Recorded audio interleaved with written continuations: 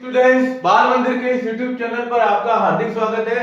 Last lecture के अंदर हमने शुरुआत की थी परमाणु मॉडल की, जिसके अंदर सबसे पहला परमाणु मॉडल पढ़ा था जे थॉमसन और दूसरा लिया था रदरफोर्ड का। आज हम जो अपना ये टॉपिक है इसमें कुछ परिभाषाओं से लेंगे, शुरुआत करेंगे। इसमें देखो टोटल नंबर ऑफ जो डेफिनेशंस है वो 7 है मुख्य रूप से, लेकिन अब देखो शुरुआत हम करने जा रहे हैं। सबसे पहली परिभाषा है वो है द्रव्यमान संख्या, किसे कहते हैं।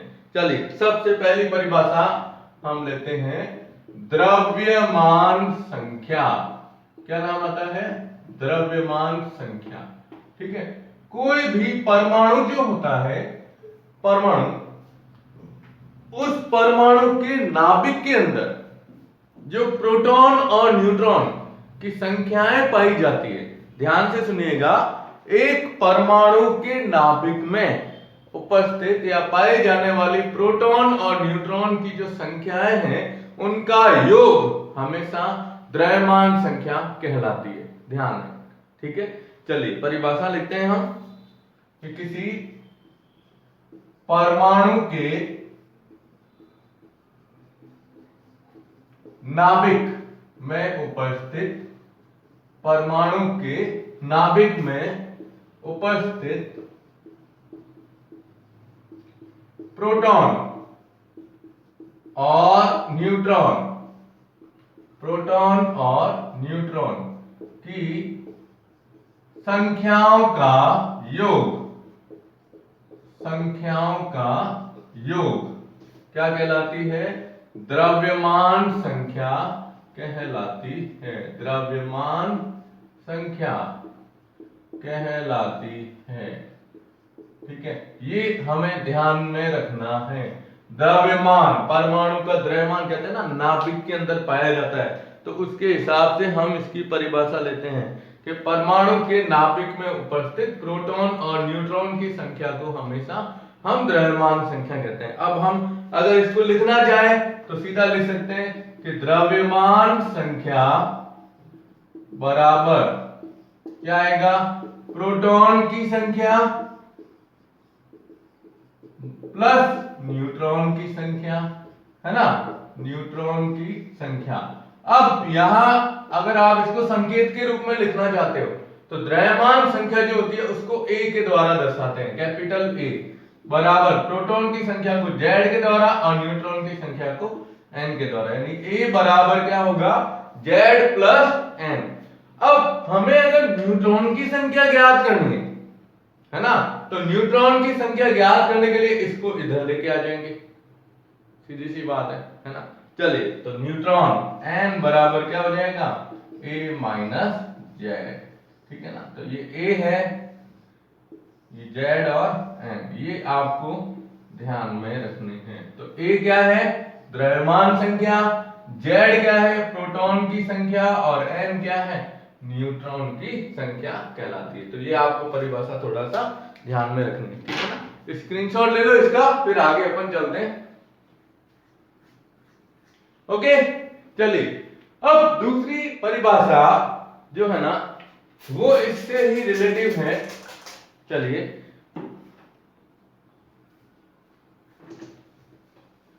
दूसरी परिभाषा है हमारे, वो है परमाणु संख्या। क्या होती है?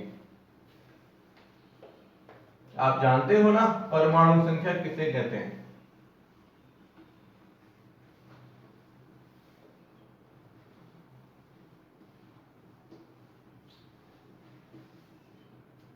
चलिए सेकंड आती है परमाणु संख्या। ठीक है, परमाणु संख्या। परमाणु संख्या का मतलब होता है कि कोई भी परमाणु जो होता है उस परमाणु के नाभिक में उपस्थित प्रोटॉन की संख्या। प्रोटॉन परमाणु के नाभिक में पाया जाता है, इसीलिए हम इसको इस प्रकार से परिभाषित करते हैं। ठीक है, नहीं तो जनरली क्या बोल सकते हैं? किसी भी परमाणु के अंदर पाए जाने वाले प्रोटॉन की संख्या को ही हम क्या कहते हैं? उसकी परमाणु संख्या कहते हैं। देखिए चलिए, किसी परमाणु में उपस्थित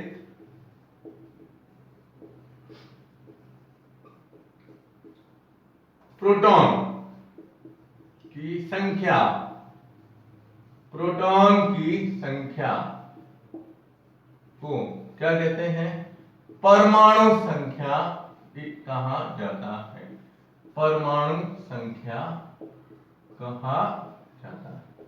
अब देखिए आप, ये तो इसकी एक सामान्य परिभाषा हो गई कि जो प्रोटॉन होता है, प्रोटॉन की संख्याओं को ही हम उसकी क्या कहते हैं? परमाणु संख्या कहते हैं। लेकिन इसमें एक चीज ध्यान रखिएगा कि हमेशा जब उदासीन परमाणु की बात की जाएगी, हम आयन की बात नहीं कर रहे हैं, हम कह रहे हैं उदासीन परमाणु। तो उदासीन परमाणु जितने भी होते हैं, उन परमाणुओं के अंदर हमेशा इलेक्ट्रॉन और प्रोटॉन दोनों की संख्याएं बराबर होती है। तो ये आपको एक छोटा सा मार्क करना है। मार्क ये बताना है इसके अंदर कि एक उदासीन परमाणु में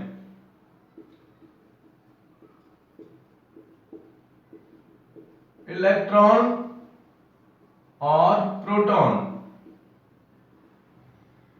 की संख्या समान होती है, हमेशा क्या होती है? समान होती है। अब इलेक्ट्रॉन प्रोटॉन की संख्या समान होती है, ये चीज ठीक है। देखो अब क्या क्या चीज समान आ रही है वो देखिएगा आप। सबसे पहले हम बात करते हैं परमाणु संख्या की, एक, ठीक है। दूसरा बात करते हैं प्रोटॉन की संख्या, दो। तीसरी बात करते हैं इलेक्ट्रॉन की संख्या, तीन। और चौथी बात आती है परमाणु क्रमांक। क्या नाम आता है? परमाणु क्रमांक, परमाणु क्रमांक। और परमाणु क्रमांक ये सब चीजें समान होगी कब? जब परमाणु क्या होता है? उदासीन होता है। यानी हम ये कह सकते हैं कि एक उदासीन परमाणु के अंदर जो प्रोटॉन की संख्या है वह उसकी परमाणु संख्या कहलाती है। लेकिन इसके साथ साथ ये भी बताना है कि इलेक्ट्रॉन और प्रोटॉन इनकी संख्याएं भी समान होगी। और इलेक्ट्रॉनिक विन्यास, एक और चीज ध्यान रखिएगा, ये जो परमाणु क्रमांक बोला है मैंने, ये है तत्वों का इलेक्ट्रॉनिक विन्यास, कॉन्फ़िगरेशन, ठीक है ना। ये सॉरी परमाणु क्रमांक, इलेक्ट्रॉनिक विन्यास नहीं कह रहा हूं, परमाणु क्रमांक जो होता है ये सब चीजें एक बराबर आती है। जैसे अपन बात करते हैं कि जैसे हमने लिया आर्गन, आर्गन गैस, ठीक है। अब आर्गन उदासीन परमाणु लिया है हमने, तो आर्गन का परमाणु क्रमांक कितना होता है? 18। अब ये इसका परमाणु क्रमांक है ना। अब इसमें आपको बताना है कि इलेक्ट्रॉन और प्रोटॉन की संख्याएं कितनी होगी या इसके अंदर परमाणु संख्या क्या होगी। तो ये उदासीन है ना, इसलिए परमाणु संख्या, प्रोटॉन संख्या, इलेक्ट्रॉन संख्या, इन तीनों के मान कितने होंगे? 18, क्योंकि इसका परमाणु क्रमांक भी कितना है? 18 है। समझ गए? और कोई तत्व अगर लेना चाहो, ठीक है ना, जैसे अपन आयरन की बात करते हैं, चलो आयरन Fe, Fe का परमाणु क्रमांक होता है 26। अब Fe के ऊपर कोई आवेश नहीं लिखा हुआ है, इसलिए ये उदासीन है। तो Fe के अंदर इलेक्ट्रॉन की संख्या 26 है, तो प्रोटॉन की संख्या भी कितनी होगी? 26 होगी, ठीक है ना। तो ये एक छोटी सी परिभाषा है जो ये कहती है कि परमाणु के अंदर प्रोटॉन की संख्या को ही हम परमाणु संख्या कहते हैं, इलेक्ट्रॉन की संख्या भी वही होती है और परमाणु क्रमांक भी वही होता है, ठीक है। तो आप इसका स्क्रीनशॉट ले लो।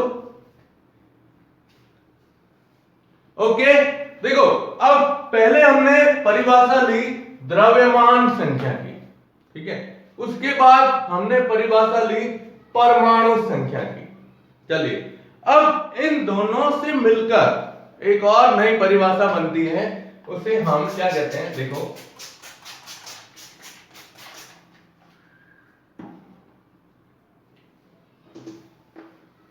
आपको ये सब परिभाषाएं 9th में आपने विज्ञान के अंदर पढ़ रखी है ना ये। चलिए अब आती है इसमें, वो है परिभाषा समस्थानिक, किसे कहते हैं?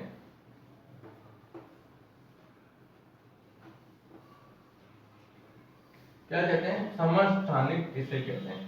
समस्थानिक से पहले मैं आपको एक चीज बता देता हूं कि कोई भी तत्व जो होता है, तत्व को जब अपन प्रदर्शित करते हैं, मान लो किसी तत्व को अपन ने जैसे प्रदर्शित किया है कि जैसे ये m कोई एक तत्व है, ठीक है, तो इस तत्व में नीचे की तरफ यहां हमेशा इसका तत्व का परमाणु क्रमांक या परमाणु संख्या लिखी जाती है। परमाणु क्रमांक जिसे अपन कहते हैं, इलेक्ट्रॉन की संख्या को यहां हमेशा लिखा जाता है परमाणु संख्या या परमाणु क्रमांक, और ऊपर की तरफ हमेशा क्या लिखी जाती है, द्रव्यमान संख्या। क्या लिखी जाती है, द्रव्यमान संख्या। ये है ना, हमें जनरल ध्यान रखना है।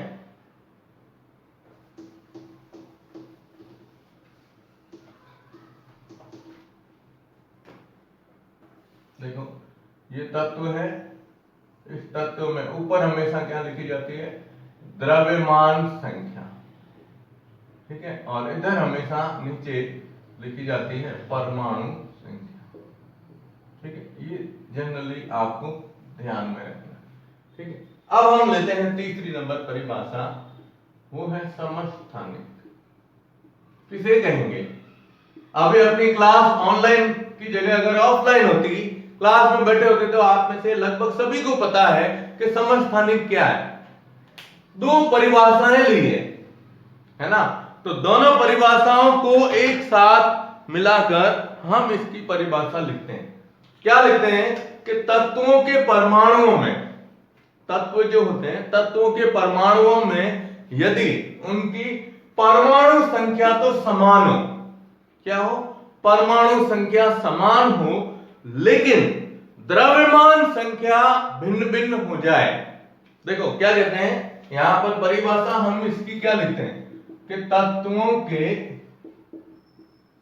परमाणुओं में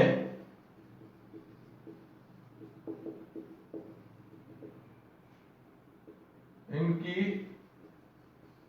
परमाणु संख्या, क्या लिखते हैं, परमाणु संख्या तो समान हो, लेकिन द्रव्यमान संख्या, कौन सी, द्रव्यमान संख्या क्या हो, भिन्न भिन्न हो। तो परमाणुओं के इन समूहों को क्या कहते हैं, समस्थानिक कहते हैं। क्या कहते हैं, समस्थानिक कहते हैं। वापस सुन लीजिएगा, यहां पर क्या कह रहा है कि तत्वों के परमाणुओं में इनकी परमाणु संख्या, यहां ध्यान दीजिएगा, ये तत्व है, तत्व के इधर नीचे लिखने वाली संख्या, परमाणु संख्या समान हो, लेकिन उसकी द्रव्यमान संख्या ऊपर लिखी गई है। द्रव्यमान संख्या का मतलब क्या होता है, प्रोटॉन और न्यूट्रॉन की संख्याओं का योग। वो अगर भिन्न भिन्न होती है तो उन्हें हम क्या कहते हैं, समस्थानिक कहते हैं। और समस्थानिक के ऊपर सबसे अच्छा एक सवाल आता है, चलो अभी अपन सवाल को भी करते हैं साथ में, ठीक है। तो ये सवाल यूं देते हैं कि जैसे मान लो हाइड्रोजन परमाणु है, आपने पढ़ा होगा हाइड्रोजन परमाणु के मुख्य रूप से 3 समस्थानिक होते हैं, ठीक है। देखिए एग्जाम्पल लेते हैं अपन इसका। एग्जाम्पल में पहला लिखते हैं हाइड्रोजन के समस्थानिक, ठीक है। अब ये ब्लू से ही मार्क कर रहा हूं, ये तो परिभाषा आ गई। अब हाइड्रोजन के मुख्य रूप से 3 समस्थानिक हैं, ठीक है। कितने हैं, 3 समस्थानिक हैं, 3 समस्थानिक। अब कौन कौन से हैं तो जानते हैं ना, पहला क्या नाम आता है, प्रोटियम, प्रोटियम। दूसरा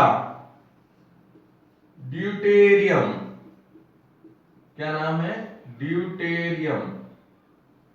और तीसरा आता है ट्राइटियम, क्या नाम आता है? ट्राइटियम। प्रोटियम, ड्यूटेरियम और ट्राइटियम। अब सवाल क्या आता है वो देखो। सवाल क्या है कि एक तो क्या है ना, ये तीनों हाइड्रोजन के समस्थानिक है, तो सीधी सी बात है इसमें परिभाषा के हिसाब से परमाणु संख्या तो क्या होगी? समान होगी, ठीक है। लेकिन इसमें कहा गया है कि इनकी द्रव्यमान संख्या भिन्न भिन्न होती है।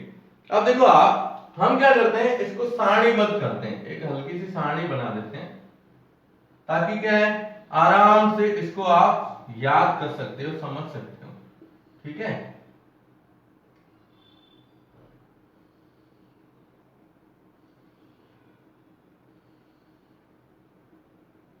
ये देखिए ये सारणी बनी अपनी।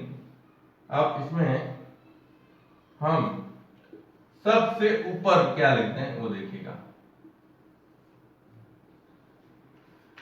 इलेक्ट्रॉन की संख्या। यहां इलेक्ट्रॉन, यहां प्रोटॉन और यहां न्यूट्रॉन, ये तीन चीजें आई। और इधर हम इसका संकेत या चिन्ह जो लिखते हैं, इनको किसके द्वारा दर्शाया जाता है, ठीक है। अब हमें पता है हाइड्रोजन है, तो हमने कहा ना अभी इलेक्ट्रॉन और प्रोटॉन की संख्या समान होती है, तो तीनों के अंदर इलेक्ट्रॉन की संख्या 1, ठीक है। प्रोटॉन की संख्या भी कितनी होती है? 1 ही होती है। लेकिन द्रव्यमान संख्या तीनों में अलग अलग है ना। तो हम सबसे पहले इनके संकेत लिखते हैं। प्रोटियम जो होता है, प्रोटियम को दर्शाया जाता है H के द्वारा। किसके द्वारा? H। ड्यूटेरियम को दर्शाया जाता है D के द्वारा, कैपिटल D। और ट्राइटियम को दर्शाया जाता है T के द्वारा, T, ठीक है। अब नीचे क्या लिखते हैं? परमाणु संख्या, वो तो आप लिख दो। चलिए इसकी परमाणु संख्या 1, इसकी भी परमाणु संख्या 1 और इसकी भी परमाणु संख्या 1, ठीक है। अब बात आती है इसके अंदर द्रव्यमान संख्या, ठीक है।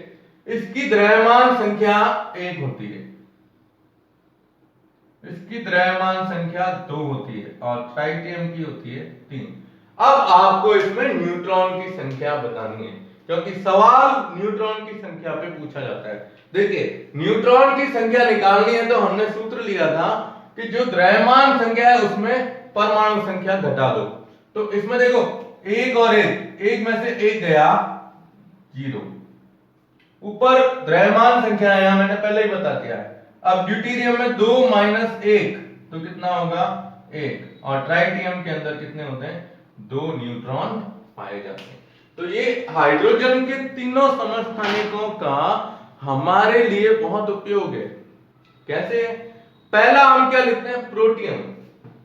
हम जनरली जो भी हाइड्रोजन के बारे में बात करते हैं कि हाँ ये हाइड्रोजन है, इसमें इतने इलेक्ट्रॉन है, इतने प्रोटॉन है वगैरह जो भी है, तो सामान्य हाइड्रोजन जो दर्शाया जाता है वो ये प्रोटियम है। ध्यान रखिएगा, ये ना सामान्य हाइड्रोजन यही है, हाइड्रोजन का पहला समस्थानिक। ड्यूटेरियम, ड्यूटेरियम से बनता है D2O। क्या बनता है? D2O, जिसे हम भारी जल कहते हैं। क्या कहते हैं? भारी जल। और भारी जल का उपयोग जो नाभिकीय विखंडन संलयन की जो क्रियाएं होती है, उन क्रियाओं की गति को रोकने के लिए या उन गति को नियंत्रित करने के लिए ड्यूटेरियम ऑक्साइड का उपयोग किया जाता है। जैसे जल का सूत्र H2O है, वैसे ड्यूटेरियम ऑक्साइड ये भारी जल कहलाता है, ठीक है। और तीसरा समस्थानिक है ट्राइटियम। इसका उपयोग सबसे ज्यादा परमाणु बम के निर्माण के अंदर किया जाता है। जो बड़े परमाणु बम बनाए जाते हैं, उन परमाणु बम के अंदर हाइड्रोजन के कौन से समस्थानिक का उपयोग किया जाएगा, तो वो सवाल हमें बताना है इसका ट्राइटियम के बारे में, ठीक है। तो ये हाइड्रोजन के मुख्य रूप से 3 समस्थानिक है और हमें जो सवाल ध्यान रखना है वो ये है। कभी कभार परीक्षा में सवाल पूछते हैं कि हाइड्रोजन के ऐसे समस्थानिक का नाम बताओ जिसमें न्यूट्रॉन नहीं पाया जाता। कभी कभार ये पूछते हैं कि ऐसे समस्थानिक का नाम बताओ जिसमें न्यूट्रॉन की संख्या 1 होती है, ठीक है। तो ये 2 सवाल यहां तक हमें ध्यान में रखना है, ठीक है। और एक है अपने जैसे कार्बन। अब ये तो ध्यान रखना। और सेकंड एग्जांपल है इसका,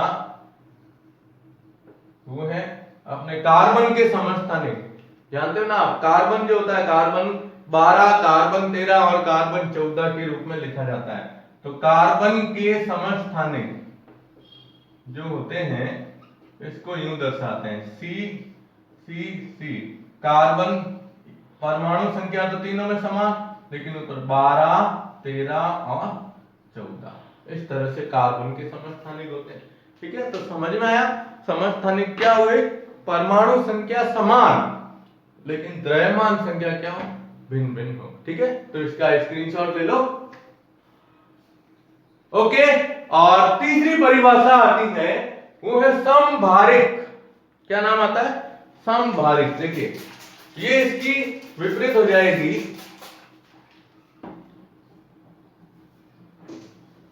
तो समभारिक में हम क्या बताएंगे कि परमाणु संख्या तो अलग अलग होती है लेकिन द्रव्यमान संख्या समान होती है। ये समान, वैसे तो द्रव्यमान संख्या क्या होती है कि सबकी अलग अलग।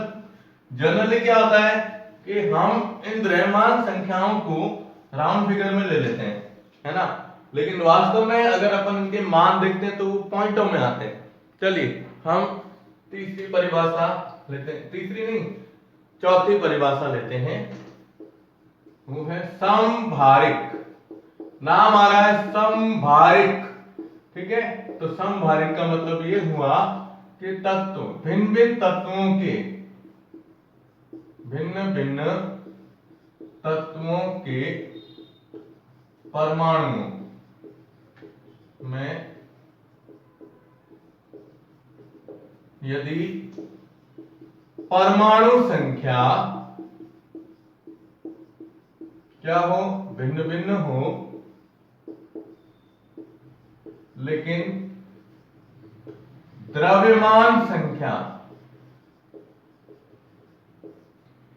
द्रव्यमान संख्या क्या हो? समान हो, तो इस प्रकार के परमाणु समूहों, परमाणु समूहों को समभारिक कहा जाता है।